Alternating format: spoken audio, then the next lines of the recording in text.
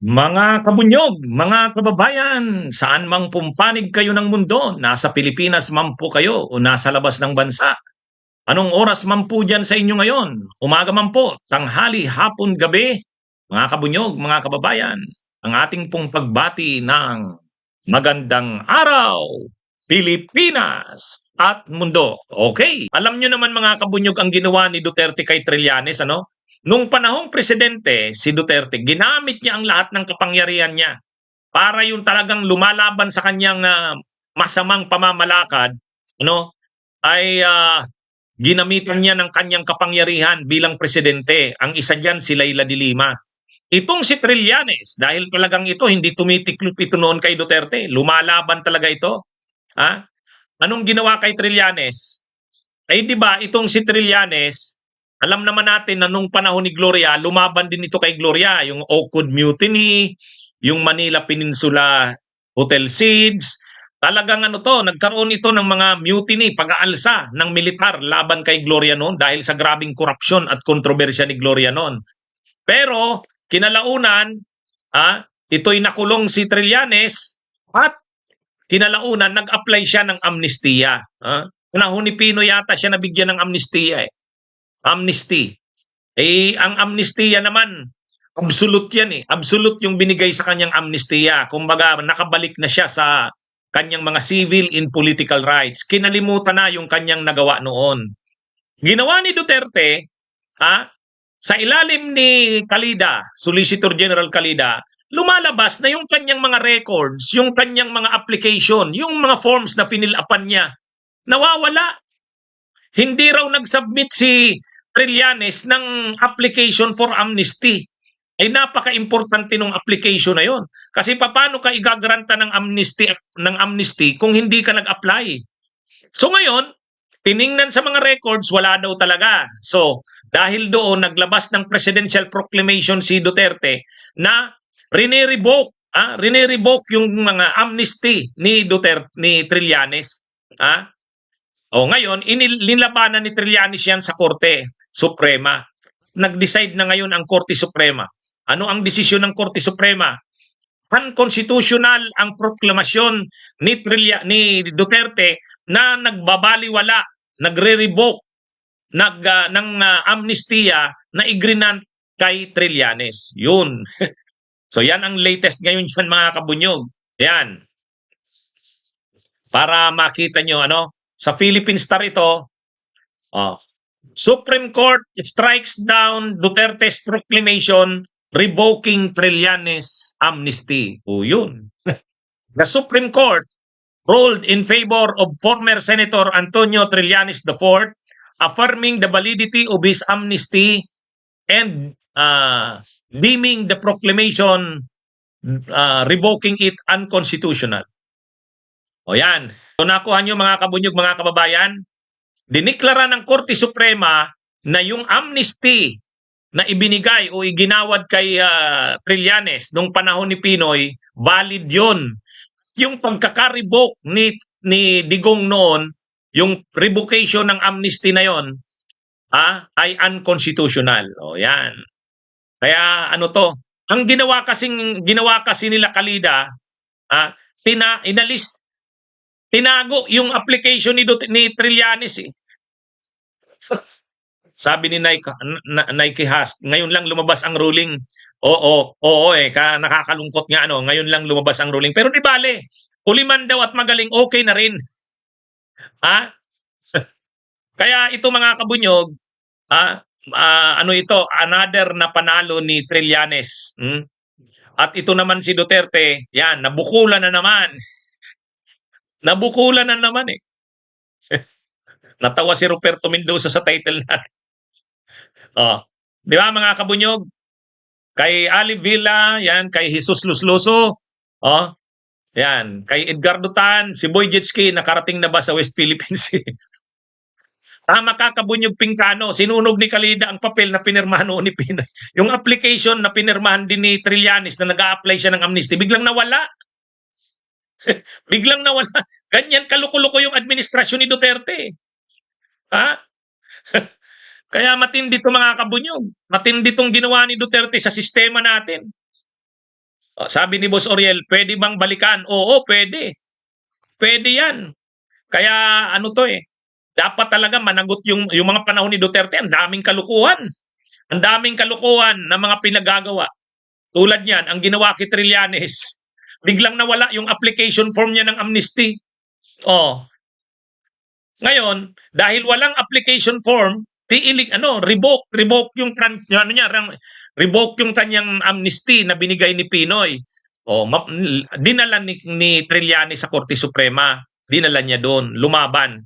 Okay, para hindi tayo masabihan na fake news, ito, basahin natin yung ito yung briefer. Ang ibig sabihin ng briefer, maiksi lang na paliwanag ng Korte Suprema. Kung anong nangyari. Ito basahin ko. Supreme Court, sa taas pala may pitsa. April 3, 2024. Supreme Court declares Trillanes amnesty valid. Strikes down proclamation number 572 that revoked said amnesty. Yung proclamation ni Duterte ang number 572. Linabas ni Duterte yan, yung presidential proclamation number 572 para i-revoke yung amnestiya ni Trillanes. Pero dito sa desisyon ng Korte Suprema na may itong desisyon ng Korte Suprema, dineclare na valid yung amnesty ni Trillanes at yung proclamation number 572 ni Duterte invalid. Okay, ito. In GR numbers 241-494, 256660 and 256078, Senator Antonio Sani F. Trillanes IV versus Honorable Salvador C. Medialdea et al. People of the Philippines versus Antonio F. Trillanes IV. People of the Philippines versus Antonio F. Trillanes IV. The Supreme Court en banc ruled that the amnesty granted to former Senators Antonio F. Trillanes IV is valid and that its revocation through proclamation number 527 issued by former President Rodrigo R. Duterte is unconstitutional. The court, speaking through Associate Justice Maria Filomena D. Singh, ruled that a president cannot revoke a grant of amnesty without concurrence from Congress. The court also grounded its ruling on the primacy of the Bill of Rights and reaffirmed that neither the government nor any of its officials, including the president, are above the law. The court ruled that the revocation of Trillanes' amnesty long after it became final and without prior notice violated his constitutional right to due process. Further, ayan basahin ko po.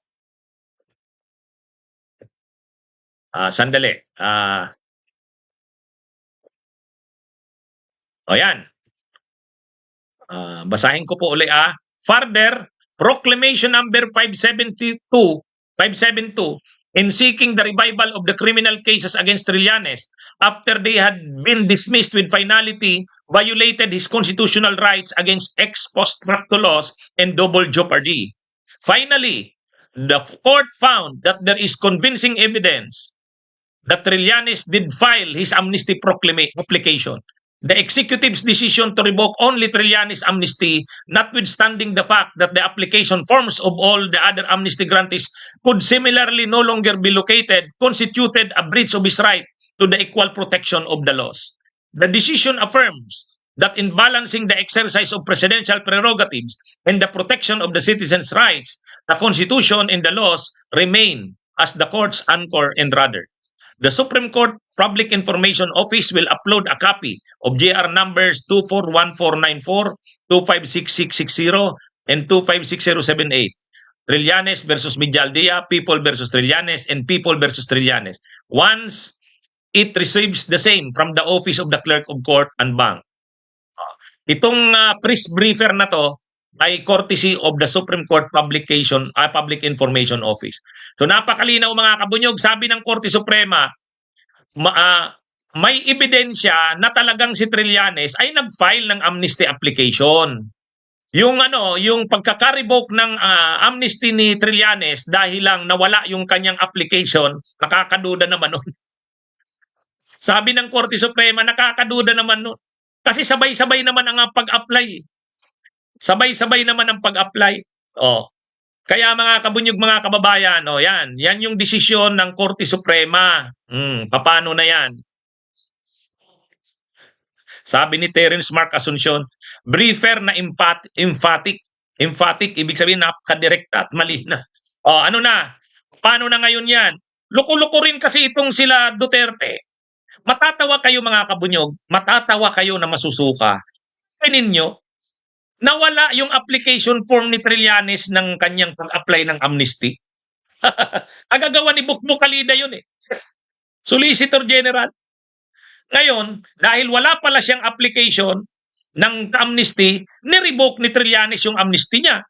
Buti na lang, Buti na lang ang Korte Suprema ay kahit papano naninindigan pa rin sa tama.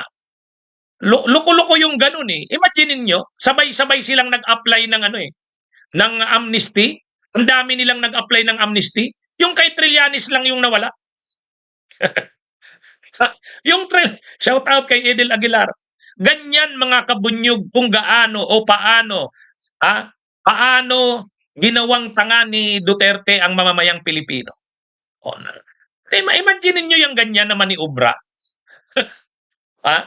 And yet, ginawa talaga yan ni Duterte nung panahon niya. Biglang nawala yung application form ni Trillanes. Biglang nawala.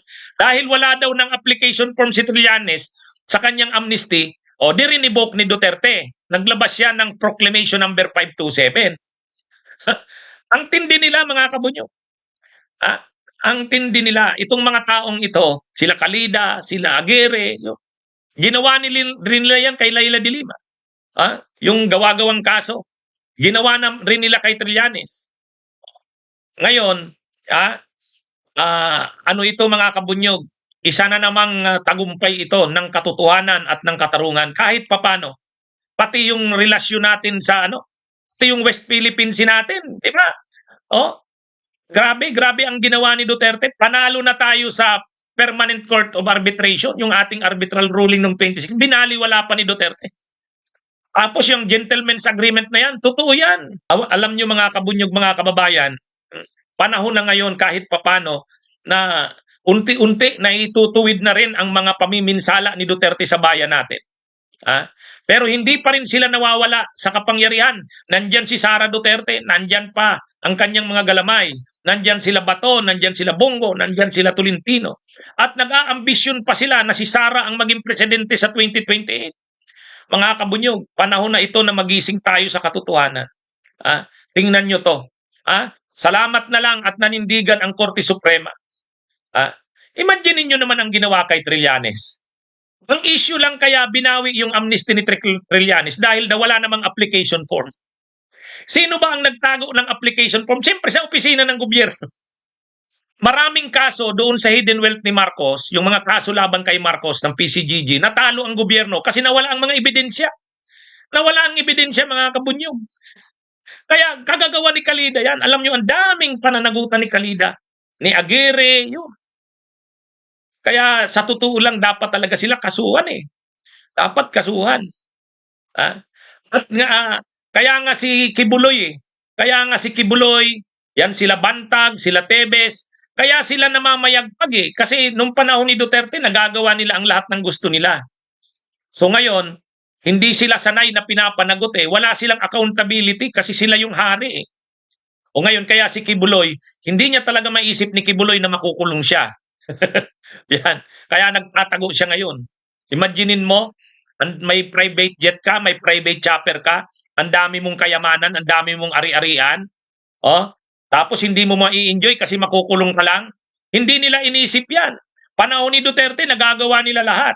O ngayon, ganyan. At ito pa, pag lumabas na ang warrant of arrest ng ICC, yan, bantayan natin yan. Ito na ang sunod-sunod na ito mga kabunyog. Mabuti naman at unti-unti na itutuwid na ang mga mali. Mabuti naman. Alam nyo tayo, ako, sa ginagawa ng administrasyon ni Marcos, kapag maayos naman ang ginagawa, suportahan natin. Pero pag mali rin, punahin din natin.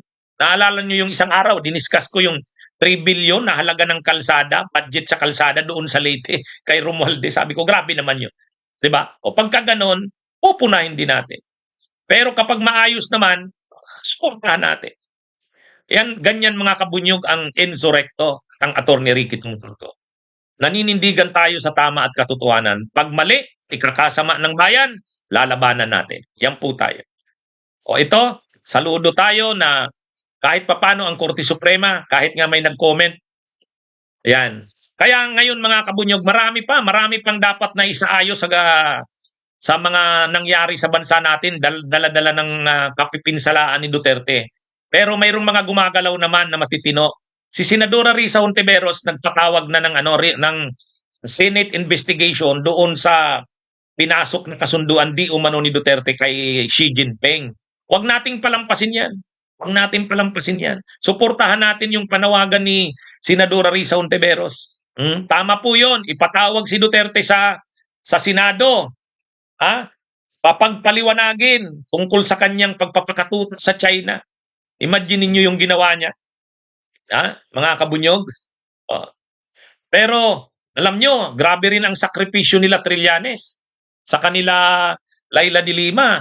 Ang grabe Grabe ang ginawa sa kanila.